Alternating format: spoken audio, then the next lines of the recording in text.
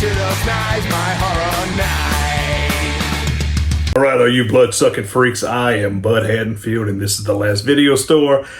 There is a lot of good movies out there. There's not a lot of good sequels out there, and I'm talking part twos just in general for this episode.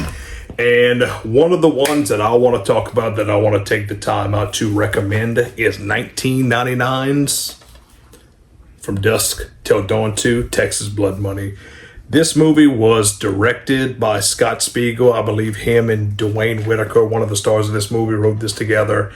And Scott Spiegel is one of those guys who worked with Bruce Campbell for a majority of his career. And this movie has a lot of cool acting cameos. I say cameos. They're a big deal for me. You have Robert Patrick, who was the bad Terminator in Terminator 2. Danny Trejo comes back to play his role from the first movie.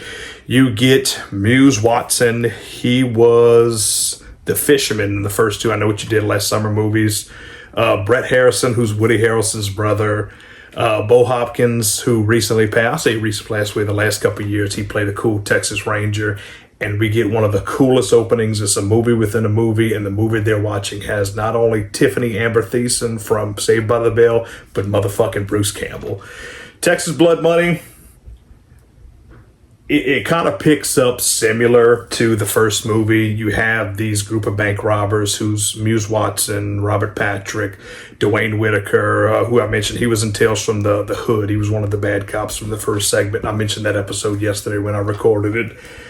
But they are planning a bank heist to get some money, and one of their main buddies, played by Dwayne Whitaker, he breaks out of prison, and they're looking out for him, and he ends up at the Texas, the TD Twister. Let me stop before I get ahead of myself. So from there, one of them gets turned into a vampire, and then a bunch of them gets turned into a vampire, and Robert Patrick and Bo Hopkins has to work together and kind of save the day. So this is a very fun sequel. The DVD is still in print. You can only find it on Blu-ray, I believe, in a 3-pack set that has 1, 2, and 3. 3 is not as great, but part 2 is really cool. A lot of fun. Similar, cheesy, not as good as the first one, but it's still definitely badass, and I 100% recommend this movie. So if you can find a copy of this, do so. If you've seen it and didn't care for it back in the day, give it another chance, and you might really appreciate this movie from what it is. I remember renting this one because I was such a huge fan of the first one, and I was not let down by this one. So check this one out. Beware of the Moon. It's pretty similar. Stay inside. Don't invite nobody in your house. Have all your holy water, your garlic, your steaks. It's a mini steak, but it's all the fucking wood I could find for doing this episode. So you need Jesus in your life. I'll see you next episode. From Quentin Tarantino, from Robert Rodriguez, comes the long-awaited sequel to the movie the Chicago Tribune called Explosive.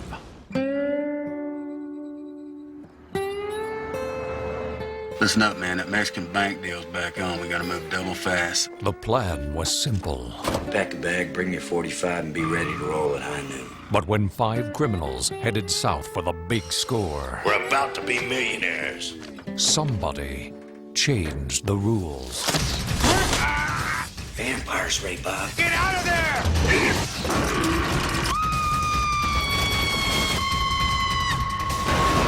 Robert Patrick, Tiffany Amber Thiessen, Bo Hopkins. What in God's name is going on up there? In a story about the folks that pop up when the sun goes down. I just dropped in for a quick bite.